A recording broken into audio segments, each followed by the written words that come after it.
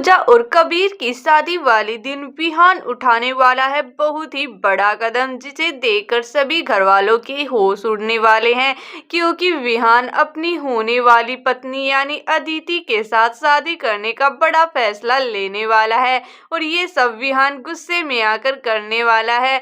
जब विहान अपने प्यार को किसी और का होते हुए देखता है तब विहान बहुत ज्यादा दुखी हो जाता है और विहान को समझ नहीं आता कि वो पूजा के प्रति अपने इमोशंस को कैसे काबू करे, क्योंकि पूजा अब उसके छोटे भाई की पत्नी बन चुकी है और उसे पूजा से दूर होना ही होगा। इसलिए विहान अब अपनी होने वाली मंगेतर की मांग भर देता है। ये देखकर सबके होश उड़ जाते हैं और सभी लोग कहते हैं कि अगर तुम्हें अदिति से शादी करनी ही थी तो तुम धूमधाम से ही शादी कर सकते थे, लेकिन तुमने इस तरह अदिति की मांग क्यों भरी और किसी को समझ नहीं आता। लेकिन विहान की मां को तो समझ आता है कि विहान ने ऐसा क्यों किया है।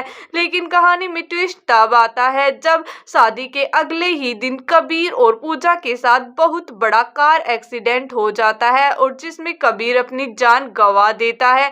इसके बाद तो पूजा बिल्कुल अकेली पड़ चुकी है और अब विहान को अपने द्वारा लिए गए फैसले पर बहुत ज्यादा गुस्सा आने लगता है कि उसने उस रात गुस्से में आकर अदिति की मांग नहीं भरनी चाहिए थी और अब पूजा बिल्कुल अकेली पड़ गई है। विहान उस शादी को नहीं मानता है और अपनी मंगेतर से कह देता है कि मैं उस रात हुई शादी को नहीं मानता हूँ और मुझे पूजा का सहारा बनना होगा और मैं पूजा से ही शादी करूंगा। इसके बाद अदिति भी गुस्से में विहान से कह देती है कि तुमने मेरी मांग भरी है, इसलिए मैं तुम्हारी पत्नी बन चुकी हूँ और मेरे होते हुए तुम पूजा से शादी नहीं कर पाओगे। तो क्या विहान उस रात हुई अदिति के साथ अपनी शादी को मानेगा या फिर पूजा का हाथ थामेगा? आपको क्या लगता है, विहान को इस मुश्किल घड़ी में पूजा का साथ देना चाहिए या नहीं और पूजा से शादी करके पूजा का ख्याल रखना चाहिए? अपनी राय कमेंट में जरूर बताएं।